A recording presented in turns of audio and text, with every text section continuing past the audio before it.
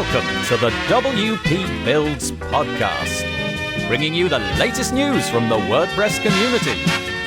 Now, welcome your hosts, David Wormsley and Nathan Wrigley.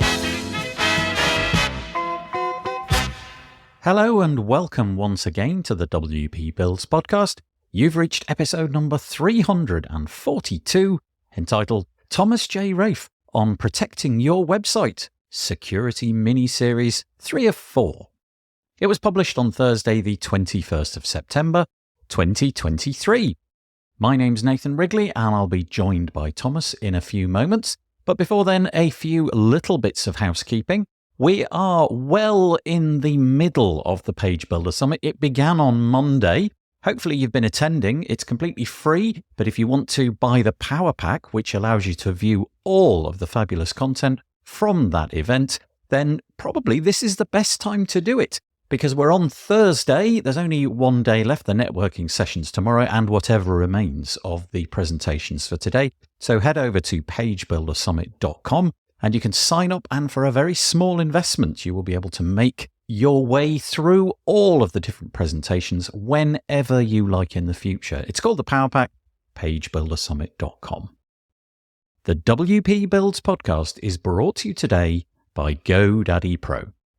GoDaddy Pro, the home of managed WordPress hosting that includes free domain, SSL, and 24/7 support. Bundle that with the Hub by GoDaddy Pro to unlock more free benefits to manage multiple sites in one place, invoice clients, and get 30% off new purchases. You can find out more by heading to go.me/WP Builds. That's go.me/WP Builds. And sincere, honest thanks to GoDaddy Pro for their support, keeping the lights on over at WP Builds. Okay, what have we got for you today? Well, it's the third of our 4-part security mini-series. Prior to that, the other episodes featured Calvin Alkan, as well as Akshat Chowdhury. This is Thomas from We Watch Your Website, giving his impression of the state of WordPress security. I did the spiel before, but I'm going to do it again. In order to not put anybody's noses out of joint and to make it as fair as possible, I recorded 4 episodes with Calvin, Akshat, Thomas, and in a future episode, Dan Knaus from Solid WP. They all had their chance to explain the malware madness, as we'll get into a little bit later, how WordPress security plugins do or don't, depending on your point of view, protect your WordPress website. Thomas is giving his opinion today, and we go into loads of ground. We talk about such subjects as security plugin and cleanup processes, previous attacks, challenges and vulnerabilities, security features, Thomas's expertise, protecting your WordPress by blocking IPs, the motivations of hackers, and so much more. So there'll be one more episode in this series, but if you have a comment, I would really appreciate it if, rather than going on social media, you actually went to the WP Builds website, search for this episode number 342, and leave us a comment there. That would be lovely. I hope that you enjoy it. I am joined on the podcast today by Thomas Raef. How are you doing, Thomas? I'm doing well, thank you, Nathan. Very nice to have you with us. Thomas is joining us all the way across the Atlantic from where I am. He's in Chicago. I am in the UK. We are going to talk about the very thorny topic of security and some recent news that there has been in the security landscape, ecosystem, if you like, in the WordPress world. It's going to touch upon a few topic areas. We'll get into all of that. But I do want to just sort of preface this in that it's going to be part of almost like a 3-part podcast series. So there will be different opinions in this 3-part podcast series. Thomas is about to explain what he has found and back it up with some data. But there are some other podcast episodes to listen to, and I will point in the show notes to all of those so that you can get the different perspectives. I just want to make that clear. I hope that's okay, Thomas. Yep. Given that we're going to be talking about something deeply technical today, I'm going to be in over my head, so I'm hoping that you'll be able to guide somebody like me through it. But also, I think it's terribly important that we get to understand why we should trust what you say. What are your credentials? So that we've got some kind of understanding, some orientation for why what you say matters. So Would you mind just giving us your backstory? It could be a WordPress backstory. It might be that you've what jobs you've worked in and so on. So yeah, just let us know a little bit about you and how come we should trust what you say in the realms of security. Okay. Yeah, I got years ago, 2005, I started creating a firewall device that I was going to market to small businesses. I was a small business IT consultant back then, and it was Linux based. But one of the things I wanted to do is make sure that PCs inside of the firewall protection were not going to get hit with viruses, because so many of these small businesses were not paying for antivirus protection at that time. So anyway, so that led me down to this Linux program called Provoxy. And what it allowed you to do was basically filter what was coming to the browser from the internet. So because this device I was creating was like a gateway. So basically I started like looking at what kind of malware the hackers were distributing on websites, so that I could block all that before it got to the end user's browser. And so that led me into a whole bunch of research, and I found this website back then called badwarebusters.org. It's no longer around. Somebody said the domain's available now, but it's a great domain. Yes, it was. But it was started by a guy named Max Weinstein, who is a Harvard grad. I believe he still works for Sophos, the antivirus company now.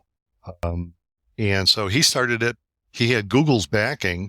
Google actually, if people were in any of the Google forums and they said something about malware on their website, Google would send them to Badware Busters, where a bunch of us volunteers would try and help you for no charge, just so we could learn more. We were experienced with malware, so, we could help you out. And one of the early guys in that group with me was David Sid, who started Securi along with Tony Perez. Got it. So David and I were the top two volunteers in the group. So after you help somebody, they'd give you like a star rating. And David and I had, I don't even know how many stars, but I mean, we were way up there. So anyway, that got me more into website malware. And so I just decided, you know what, I'm going to drop the whole security device and just focus on website malware. It seems like there's a huge need. So that was like 2006, somewhere around there. Yep. And so I started my business, called it We Watch Your Website, because I lacked originality. People are like, well, what do you do? My company is We Watch Your Website. Yeah. Well, what do you do? Pretty much probably self-explanatory. So anyway, I was blogging like every day on stuff I was finding. And back then, Joomla was just as popular as WordPress, which like most people today haven't even heard of Joomla. But so anyway, so I'm blogging every day about new infections that I found. And one day I get a call from a guy and he says, my boss's personal blog just got hit by what you wrote about yesterday. I'm very technical. What can you tell me? So we spend like an hour and a half on the phone. And the guy says, thanks, hangs up, calls me back the next day. He's like, hey, that information you gave me was spot on. He's like, I see that you host with us. I'm like, who are you? He's like, I'm Alex Lundquist. I'm a level 3 tech here at Bluehost. My boss is Matt Heaton, the founder of Bluehost. And he'd like to know if you'd like us to send you some business. Nice. And I was like, yeah. Oh, no, thank you. No. Yeah, no. I think I got laundry to do later today or something. Nice. So yeah, they just started. So they were telling all their tech support people, all their terms of service people, anybody calls in with malware, just send them to We Watch Your Website.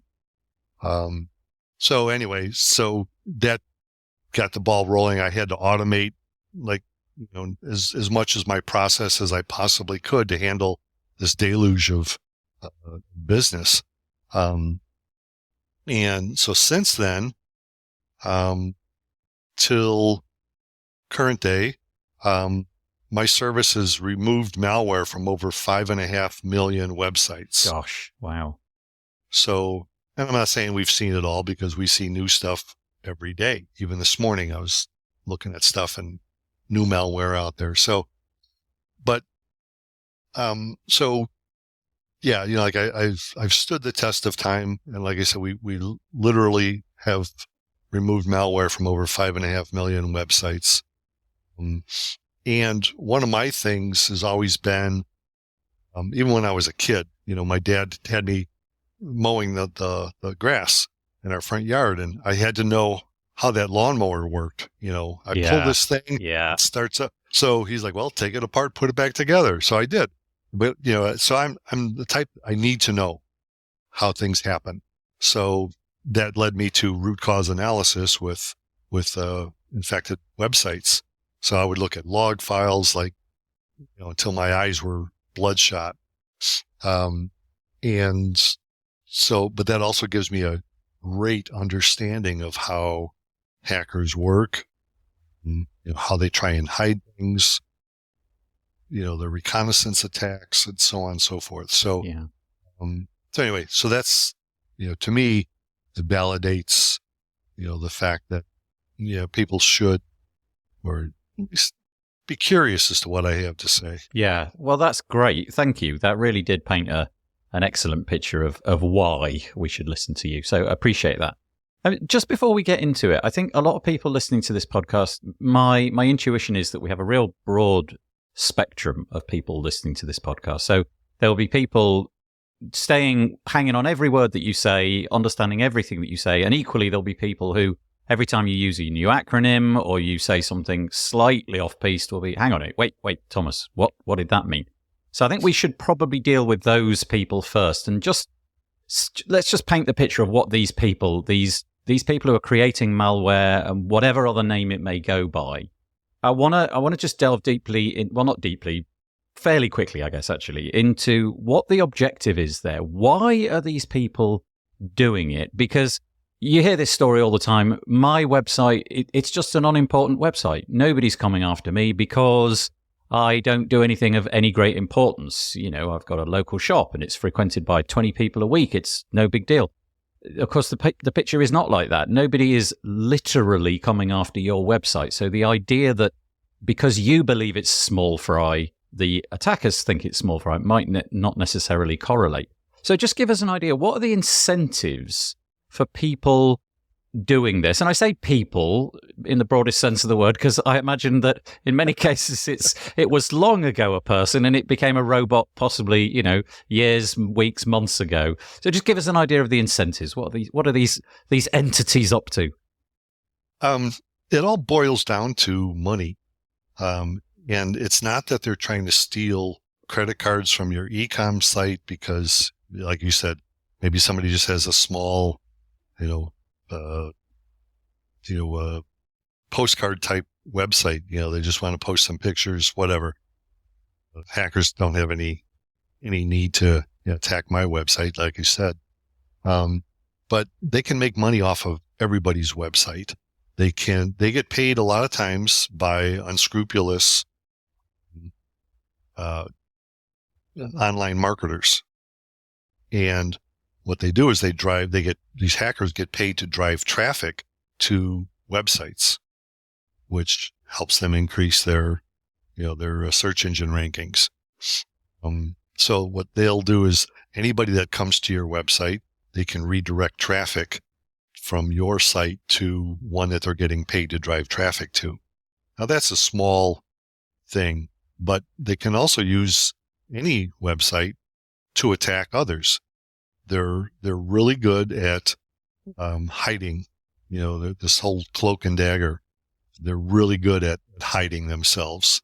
They may be sitting in a cafe and they could be launching attacks on, websites, and they don't want anybody to know where they're located. So they'll bounce those attacks off of an infected website. And a lot of people don't understand that, how massive a market that is for hackers. They will actually infect a website, take control of it, and then group that together with maybe 100 other websites and sell it on the dark web to somebody who wants to launch bigger attacks on, a whole bunch of websites. Mm-hmm. So, but the bottom line is they have so many ways of making money. It's like that guy years ago, Robert Allen, I think was the author's name, Multiple Streams of Income. Yeah. I think the hackers all read it, and they've got more ways to make money than you could possibly imagine. Yeah, so broadly speaking, it's not really the website that they're bothered about. It's the fact that the website is sitting on a computer, for want of a better word. It's sitting on resources. It's sitting on a machine which it can, if infected correctly, I guess, repurpose into other nefarious functions. Like you said, it might be going out and visiting other websites so that we get fraudulent analysis of how many visits it's had. It could be, I guess, becoming part of a botnet, which is going around trying to take down other websites because somebody has potentially paid for a website to be removed from the internet for a period of time. Those kind of things. So the front end, your WordPress website, really isn't the point. It's the machine sitting behind that and the horsepower that it's got. Is that broadly correct? Yep. Yeah. Yeah, you nailed it on the head there. It's the resources that they want. Yeah. Okay, perfect. So in the WordPress world then, we're quite familiar with logging into WordPress. And when we log into WordPress, a vanilla installer WordPress does a certain bunch of things. But typically, people are not entirely satisfied with what WordPress will do in its vanilla state, the core of WordPress. And so they throw in themes and they throw in various different plugins, and it all gets lumped upon one thing upon another. And I guess this is where things begin to potentially go wrong, in that the more complexity we add to our WordPress website, the greater the footprint is for these attackers to get a foothold, a beachhead, if you like. Again, is that broadly true? Yes. Yeah. The more plugins that you put on a WordPress site, the greater your attack surface becomes. And it's a fact of life. Yeah. I mean, you are basically just putting more code in there, and the quality or the recent update to that particular piece of code, that plugin could, and I guess that's one of the things we're going to maybe talk about in a minute, it's possible to leverage something wrong in one plugin's code to then gain a beachhead into something else. So it's not true to say that, just because I've got these plugins and they're all up to date, well, that doesn't mean that there isn't something lurking in there that will be discovered next week, which will then allow them to do something else, maybe leverage a problem in another plugin. And so these sort of things get stacked upon one another. And the more that you've got, the more likely you are to get problems. Let's just leave it at that. So we're recording this in the latter part of July 2023. I'm not entirely sure when it will air, but that will give you at least some context of when we were recording it. There's been a brouhaha, as we say in the UK. There's been a storm of interest, and the title that's been applied to it posthumously is Malware Madness. I suppose it sort of fits perfectly. And we're going to talk around that. What has been going on? How has it been happening? And you've got a post on your website, which I will link to in the show notes, where you lay out some very, very specific numbers. I mean, they're remarkably specific in that, there's no zeros anywhere. It all ends in a 9 or a 7 or a 1 or whatever. So you've obviously got some telemetry somewhere feeding all this back to you. First of all, before we get into Malware Madness, what is malware? Malware is... it's short for malicious software. So anything malicious on your website that hackers have put there, with the intention of causing somebody some ill will. Mm-hmm. But yeah, basically malware is just short for malicious software. Okay. If you're listening to this and you're wishing to go to the website that Thomas runs, it's called wewatchyourwebsite.com, as he said. And the article was posted on the 14th of July, 2023, so just over a couple of weeks ago. And it's called How We Identified Nearly 150,000 Hacked WordPress Sites in 60 Days. I guess probably you should paint that picture for us, because that's the story that we're going to be talking about, really. Obviously, it can be read by anybody, but are you able to just sort of paraphrase what was going on, what provoked you to write that passage, what was in there, basically? Yeah, basically what it was the timing of 60 days.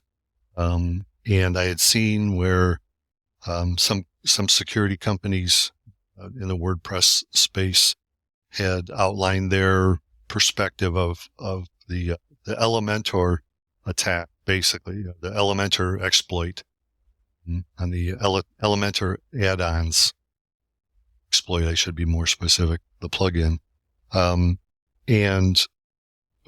so I dug deep into our information because we monitor a lot of websites around the world, and so I was able to gather all this information and fine-tune it, run it through a Python programmer. So I ran it through pandas and spits out all this information. So essentially, back in the Elementor add-ons plugin exploit was announced in May. I think it was May 11th, as I recall. But we had seen traffic by hackers looking for Elementor add-on plugins back in February of this year. So it's like hackers knew something, and why the delay between February and May? I'm not, I don't know. I can speculate that maybe they were just trying to build up their list of sites that had this Elementor add-on plugin. But that's just purely speculation on my part. Mm-hmm. But once WordFence, and I have high respect for WordFence, once they announced the exploit on their site, hackers went crazy, and they just started infecting sites because hackers know what's going on in the market. They read blogs, they read everything. So my guess is that when WordFence announced this, hackers know that WordFence and others, they have a free version and a paid version.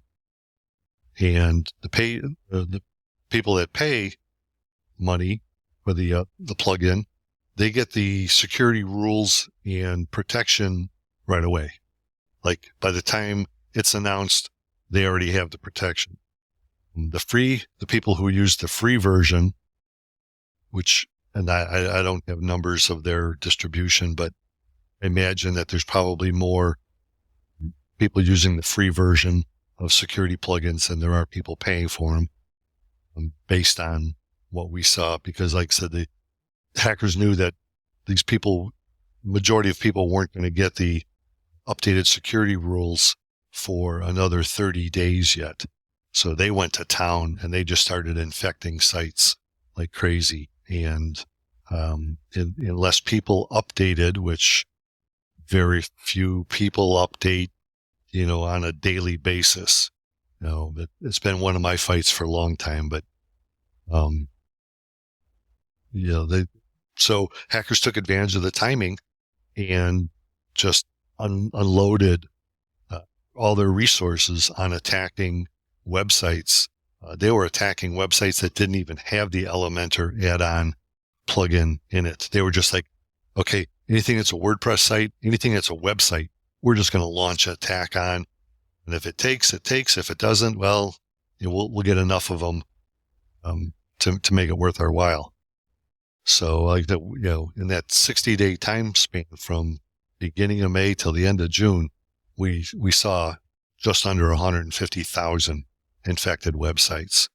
So I'll just be clear. The plugin, which is an add-on for the Elementor plugin. So Elementor, the page builder, extremely popular in the WordPress space, installed on multiple millions of websites, I'm led to understand. There are bolt-on bits and pieces that you can add to Elementor, and one of them is called Essential Add-ons for Elementor, and that was the plugin in question. Now, you explain in your piece, the numbers involved, and there were lots and lots of numbers that you list out there. What I want to know is, and again, this is just asking about your credentials really, is how are you getting the data that you're getting? I know that you provide a service, but do you have like a plugin installed, or are you in communication with the server logs, or do your clients hand them over to you? How do you gather this data? How do we know that the data that you've got is reliable, I guess? Good question. What we do is, my story initially about my background, I hosted my website on Bluehost, and that was a shared hosting account. But since then, the market has shifted to, there's more and more people and VPSs on dedicated servers, on the cloud servers like, Vultr, DigitalOcean, those types of people. And so what we did is we created a service that we can install on a server that can't be tampered with by hackers, because I'll try and explain this as cleanly as I can. Thank you. Yeah. Our service is installed under root, yep, which is the master of all permissions and everything else. So you need root access in order to tamper with our system that's been installed on a server. A hacker comes into a WordPress site, and they're pretty far removed from having root access. They have access to the files for that website, and that's typically about it. Most hosting providers now isolate websites, to the point where you can't go from, if I hack into one website on this server, I can't go to other websites on that same server without hacking them individually. That makes sense. Yep. So our stuff is installed as root. So you need root access in order to tamper with it. So that's part of the March Madness thing, which we'll touch on later, but is that our system you can't alter it. Hackers can't get at it and gum it up to the point where they can do whatever they want and not have to worry about being caught. So we do a number of things. We monitor for file changes, PHP and JavaScript files, any file in a website. We monitor on a live, real-time basis. So the second a file is changed or added to your website, our system knows about it. And our system grabs it and analyzes it to see if it's malicious or not. But we also stream your log files, again, in real time to our servers where they can be analyzed, and they get analyzed in real time. So we're also watching your database. So we know when people, like an admin, logs in, did they go to the theme editor, and then did they edit the header file? If so, that header file will now show up in our file monitoring system. And so it's being grabbed and analyzed to see if anything malicious had happened. So anyway, we're watching, we are watching your website and everything going on with it. Right. And our log file system,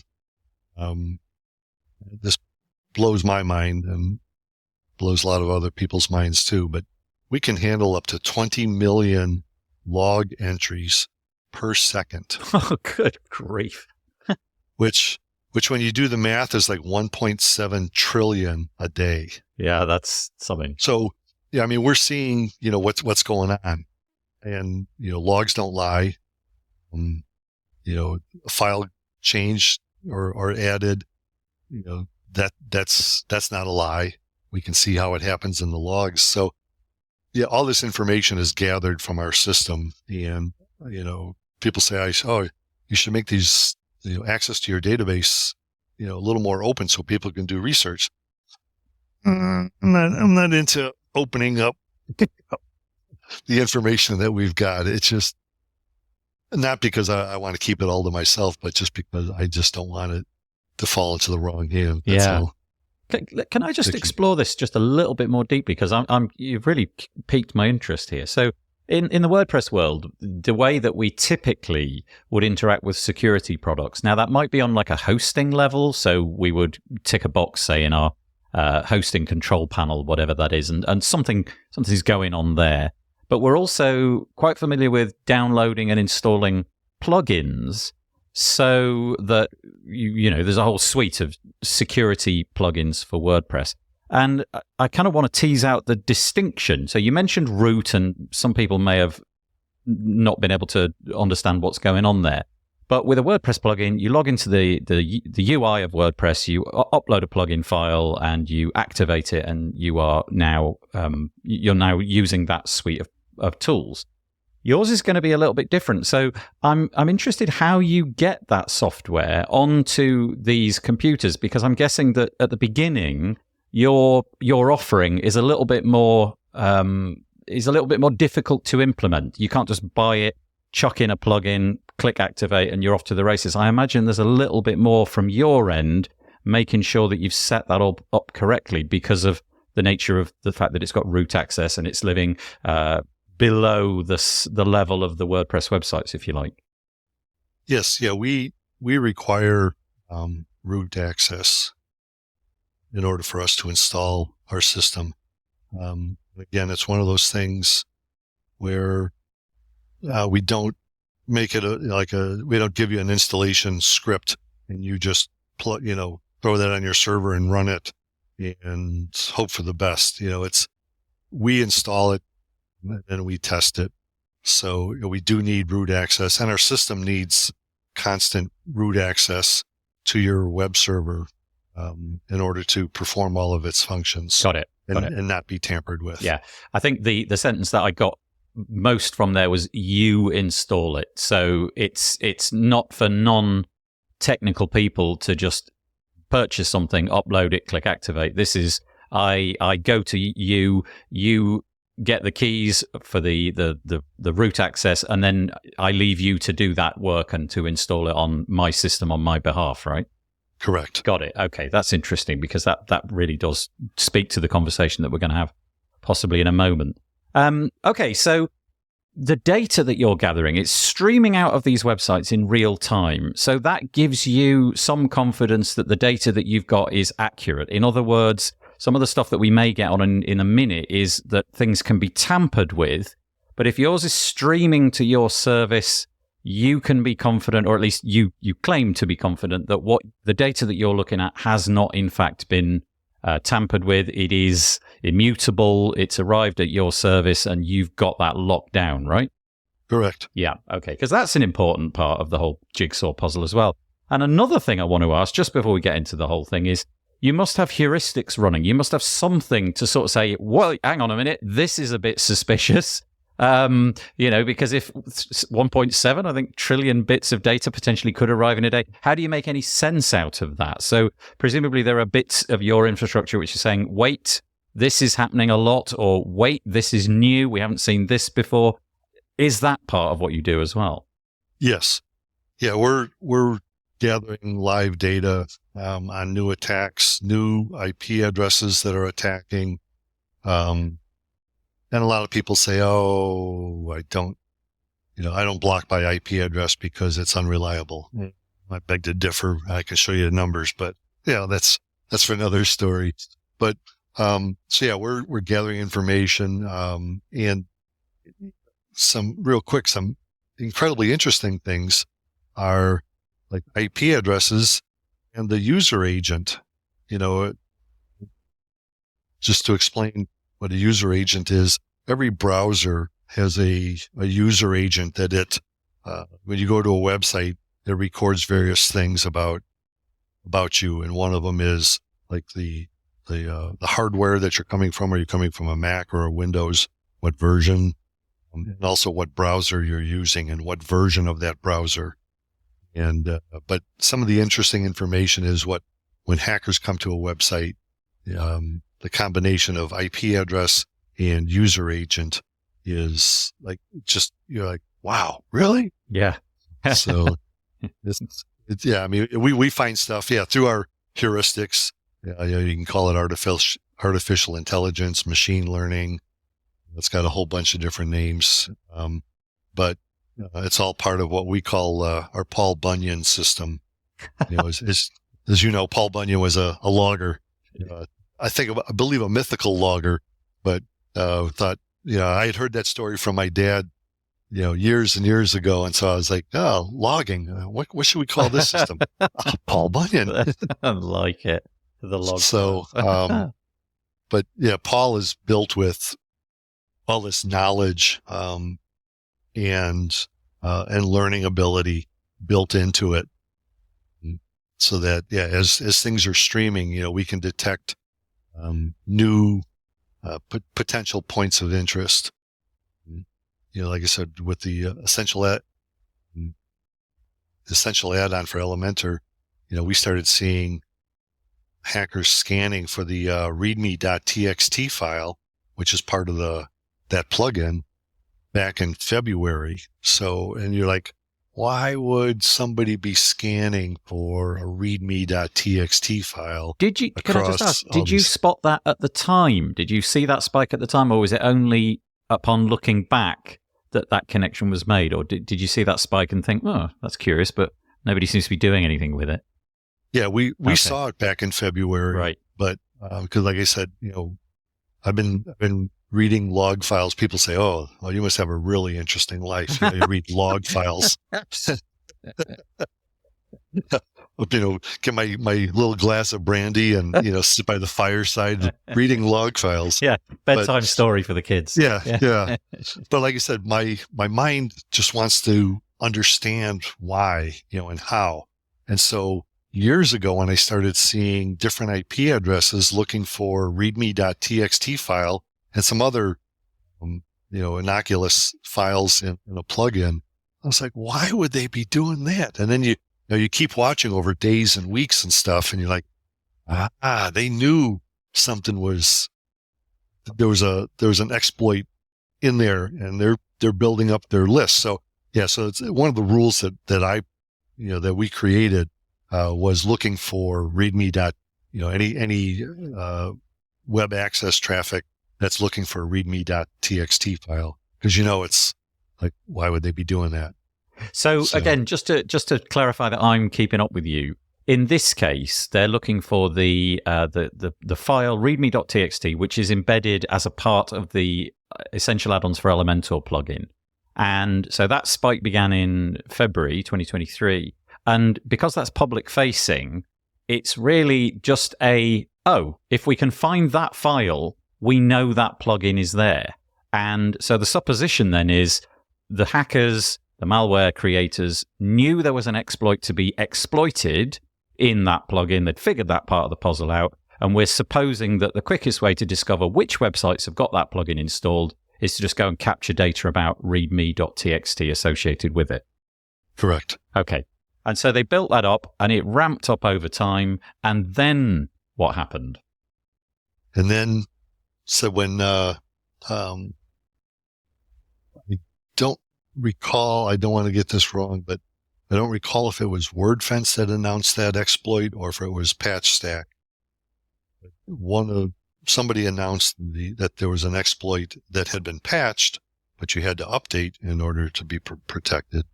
But one of them announced it, I believe it was on May 11th.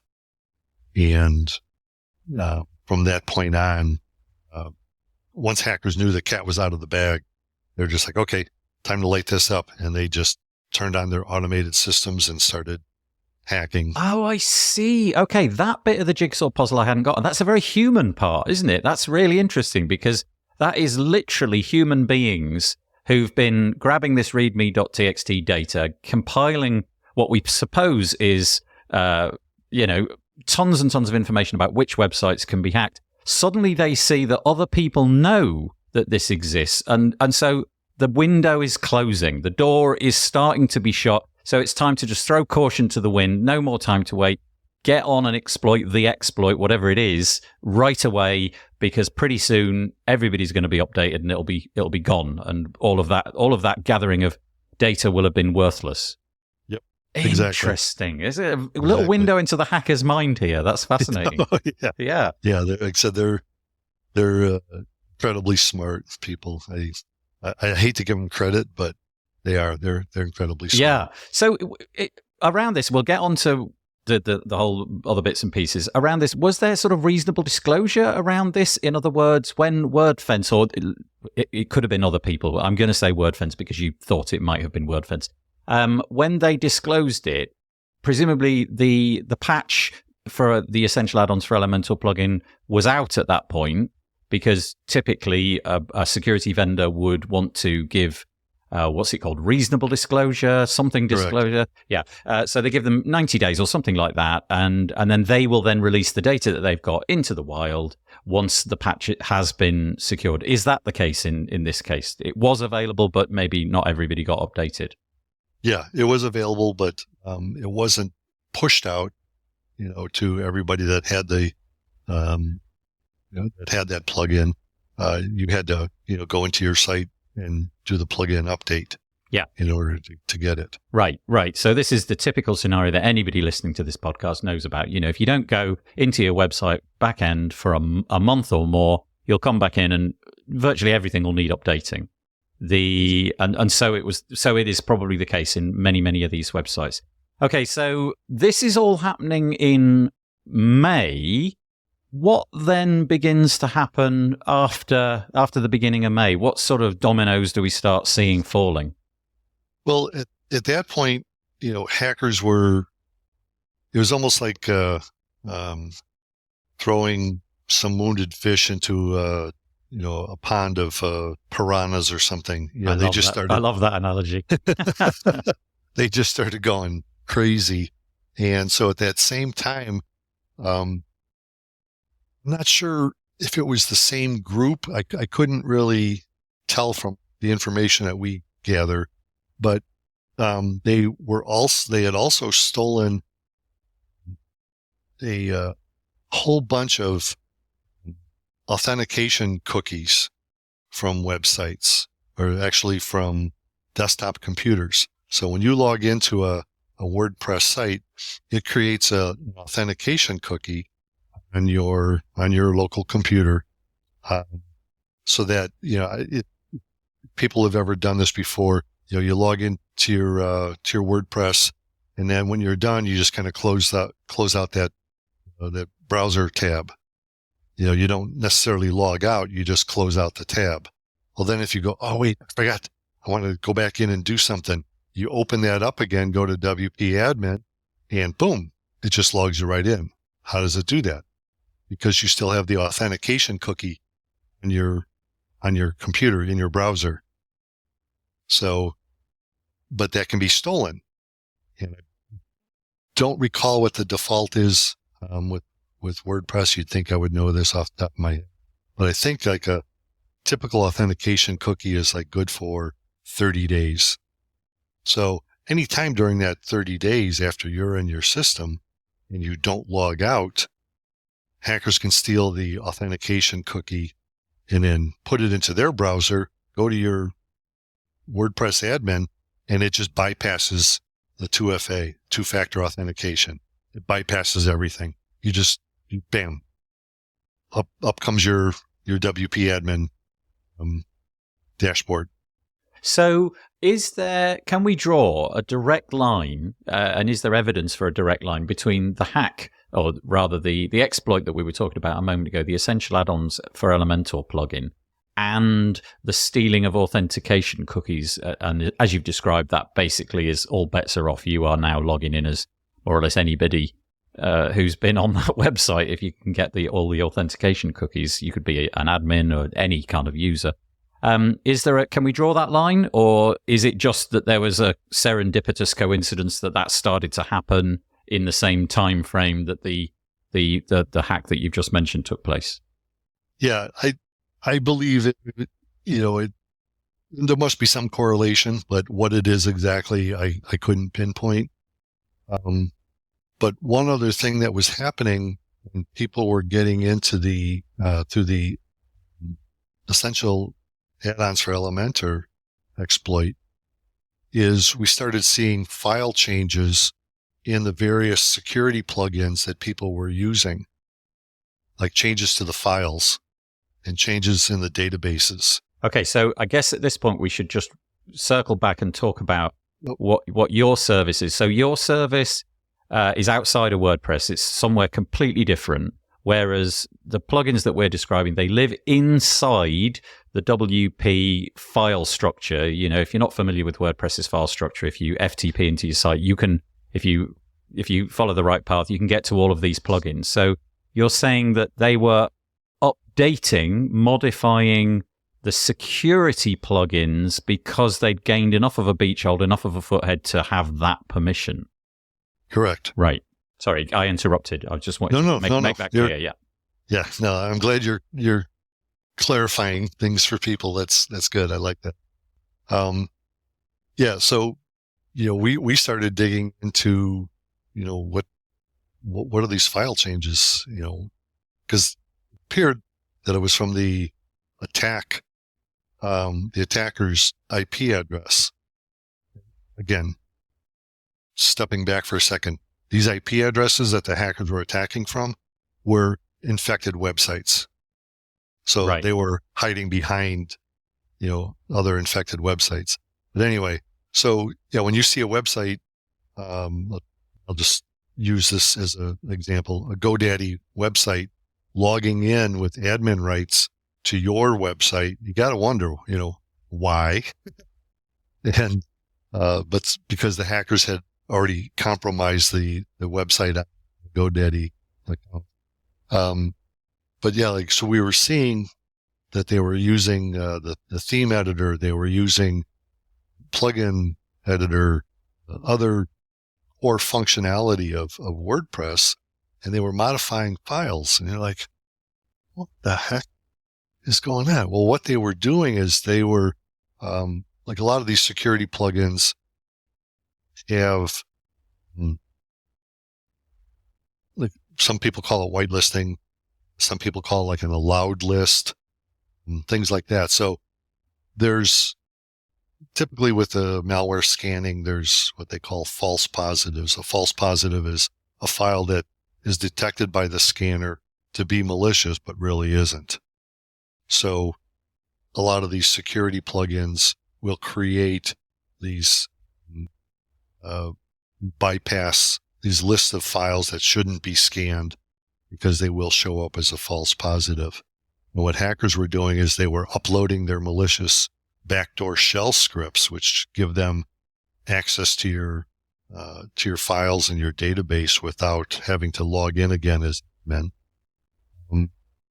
And they were uploading these backdoors and then adding those backdoor files to the exclusion list of the malware scanner. Right. So that it gives them longevity on that website. So logging in, making the little hole that they've got bigger, basically. Suddenly we can now, if we can. So we've logged in. We've detected that there's some kind of security plugin on here. Aha! We know about that security plugin. We know where the files are that we would need to access in order to make the hole a bit wider. Allow these certain files, permit this range of IP addresses or what have you. So that's interesting as well. Okay, right, yeah, I'm keeping up. And then what happened? And then like I said, they just started, they were using those infected websites to infect other websites. So they had uploaded code that allows them to some people call it a C and C type file. It's a command and control file. So what that does is once they copy that file up to your website and run it, it connects to one of their servers, grabs instructions, and then carries out those instructions, typically as attacks on other websites. So we started seeing that. So the hackers were uploading these files, adding them to the exclusion list of the malware scanners so they wouldn't be detected. And then they were running them, which, like I said, just gives them like total use of your website, of your resources, as we talked in the beginning. That's what typically hackers are looking for. And just carrying out massive attacks on other sites. So it went from, the exploit wasn't even known about, until like May 11th to like just this full blown malware attack. And the sites and servers that we monitor, we're only seeing, a small portion of it. Obviously the internet is much bigger than what we cover. Darn it. Yeah. Yeah. That's a fact of life, I'm afraid. You can't, you can't have the whole pie. So I guess what makes this story kind of interesting is, well, firstly, I should say, if you want really to get the deep dive on this, the article on the website, again, it'll be linked in the show notes. You got the numbers there. But in some cases, the numbers are fairly large. We're talking in the hundreds of thousands and what have you. So, given that you are confident that your data is correct, and given that you put your trust in that, I guess the interesting thing here that makes this story kind of special is the fact that it was able to bypass these attacks. You contend, at least anyway, was able to bypass some of the software that people have installed specifically to prevent this kind of thing happening, aka a malware piece of scanner type software or a security plugin. Is that really why this story is of greatest interest? Yes. And I have hesitancy because, anybody who's in the market of fighting hackers, I have a level of respect for how they do, the fact that their system is different than mine, that, everybody's different. But yes, it was interesting that their default rules, if you will, for these security plugins, were not preventing this. And to the best of my knowledge, they weren't even seeing it, because they can only believe that, they would have been doing something. Like I said, we're like other security vendors. We have a free version and paid version. Our free version just watches, and then it'll let you know, hey, your website's infected. It won't tell you how or what or anything like that. It'll just tell you, hey, your website's infected. And so, people install that, all the time. And so it's, we're watching this happen in front of us, live, and we're like, wow, and I see our system sending out notifications that, hey, this site's been infected, your site's been infected, hey, on the paid versions, hey, your site was infected, but it was cleaned. Here's how it happened. Here's what we did, so on and so forth. But yeah, to see this unfolding in front of you, it was just amazing. But like I said, the fact that it was bypassing so many of these security plugin systems was, okay. The only way I could explain it would be a lot of them are tuned to very specific attacks. So like blocking the exploit for this essential add-on for Elementor, the rules for blocking that type of attack may not have any effect on an attack for a different plugin. In other words, the rules are so specific to that exploit for that plugin that it doesn't really do anything else for any, it doesn't have something where it just blocks file inclusion infections. Right. There's no magic bullet here that you can't just write the perfect script which will block anything of this nature. In the case of these pieces of software, they have to get very specific because that's the threat that they're facing now, and the way to mitigate that is to write some kind of challenge against that specific threat. I guess the scenario that you just described would be better if you could just come up with some golden bullet that would stop all of these things. But I'm also guessing that isn't how it happens. Do you know, in the case of the security plugins that you mentioned, do you know if they've managed to get on top of this since you wrote this piece? Oh yes, and they people like Mark Maunder from WordFence, the way his company is structured, the rule was there ready for the paid people. The non-paid people, the people who are using the free version of WordFence, got the rule automatically. I believe it was June 20th. So, they're. Yeah.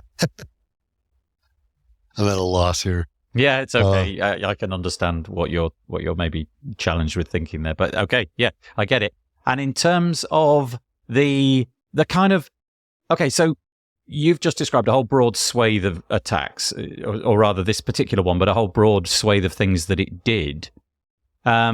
Your solution, it feels like, rather than trying to fix hacking, like to stop it from occurring, you're saying, okay, we'll look for it when it's happened, and then if you use our services, we'll mend what got broken.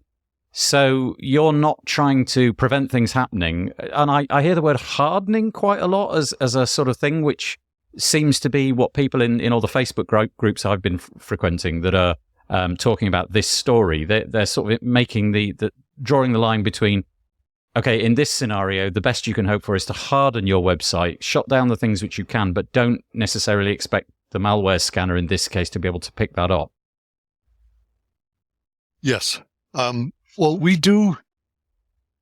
There's a lot of protection that we do, and a lot of proactive things that we do.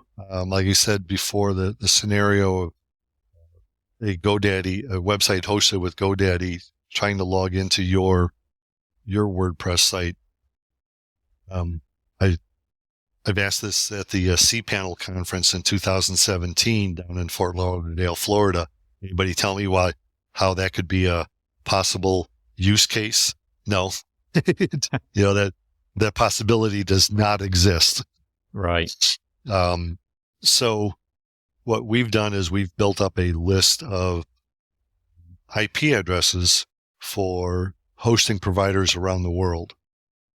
And because we're working on the server level, this is something we can do at the, I don't want to get into the whole 7 layers of the network connectivity and stuff, but we do it at layer 4. So the glorious TCP/IP stack. Oh, yes. yeah. Okay. The OSI model. Yeah. You knew that would come in handy. Oh, yeah. That's the first time I've managed to say this in the 7 years I've been doing this podcast. Great. Anyway, sorry, I interrupted. No, that's good. So anyway, so it happens fast, because we might be blocking like 120,000 ranges of IP addresses.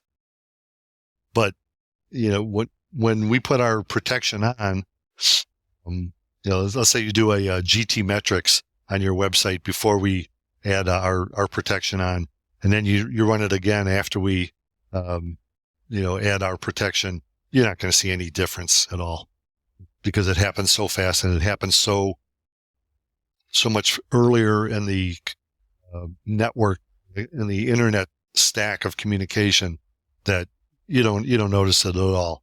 And that blocks, like in this case, it did block all these Elementor attacks. And it also blocked the follow-up attacks from sites that were compromised, that, hackers were trying to use those compromised sites to attack other sites. Well, our system blocked all that too. And it does that without even trying. We don't have to change anything. We add, like if somebody's using SEMrush or, some of those type analytical tools that'll analyze your website, we have whitelist also. So we'll whitelist those IP address ranges.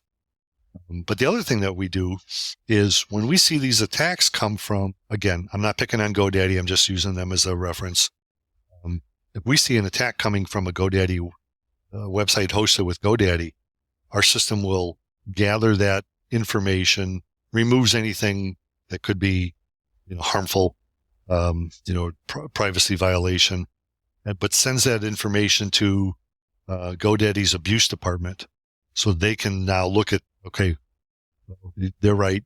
Nobody should be using one of our websites to attack other sites. So let's find out, which website on this at this IP address is actually infected, and then notify the website owner that they have to take, some action here to get this cleaned up. That just takes one, it's something that's automated in our process. And it's something that it just takes one more digital asset out of the inventory of hackers. Yeah, sadly, it kind of feels like stories like these are not going away. Actually, it's probably quite beneficial to your industry that these attacks are not going away. Otherwise, you're going to struggle to earn a living. But it would appear that, if we were to run this episode again and we were to talk to you in a year's time, we'd probably have another story. Is the sad truth. I wish that these hackers had better things to do with their time, but, this is probably in some cases, very lucrative, let's call it a career, because I imagine for them it probably is. I've really enjoyed this episode. I did say at the beginning, or at least I think I said it at the beginning, that we're going to give some of these other companies a bit of a right to reply as well. But I've really enjoyed getting into that story with you and having your understanding of what's gone on and how it's all worked. I will link in the show notes to your piece on your website. But before we say goodbye to you, Thomas, is there anything you wanted to add? Did we miss anything out? Or if not, you could just leave us where we can get in touch with you. Okay, yeah. One thing I do want to say, and, maybe it's unnecessary, but I said at one point through all of this, I had a conversation with Mark Maunder, the CEO of WordFence, and we talked, and exchanged laughs and learned more about each other and so on and so forth.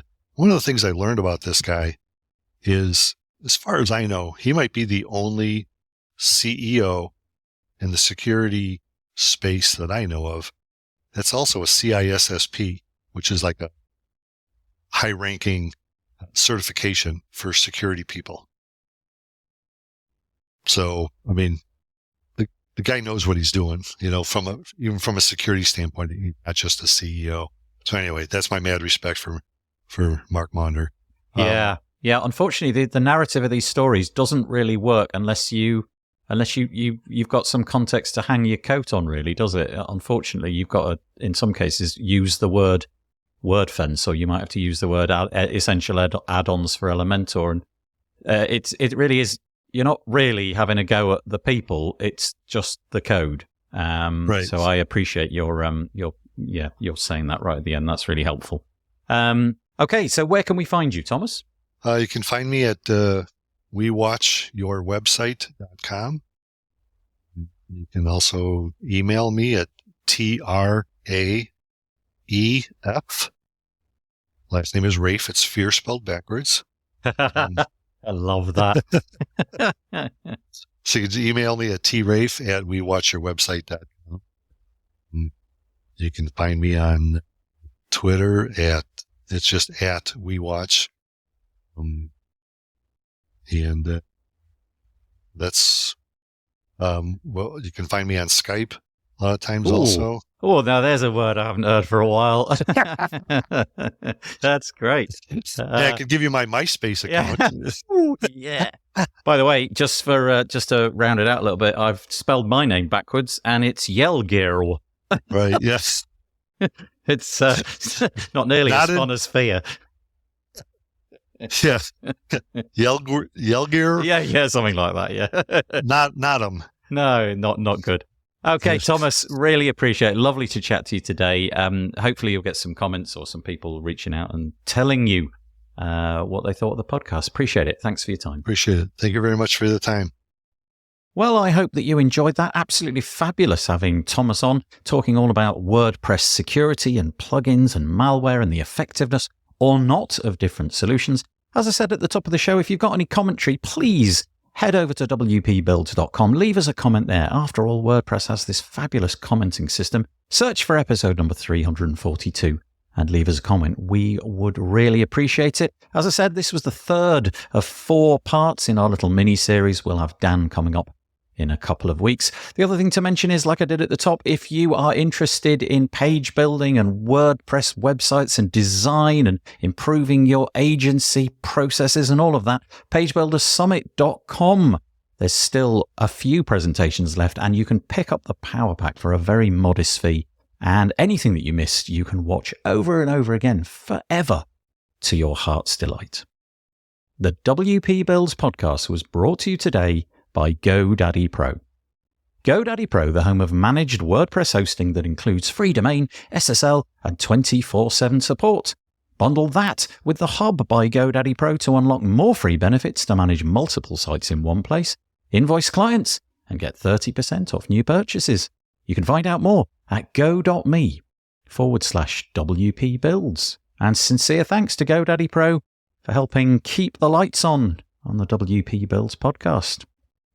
Okay, we'll be back next week. It'll be a chat with David Wormsley and I. But don't forget, we've also got our This Week in WordPress show, wpbuilds.com/live, every Monday, 2 p.m. UK time. Hopefully we'll be there. You can leave us a comment with the international panelists and the international people commenting. It's really good fun. So hopefully you can join us for that. If not, have a good week. Stay safe. Here comes some cheesy music. Bye-bye for now.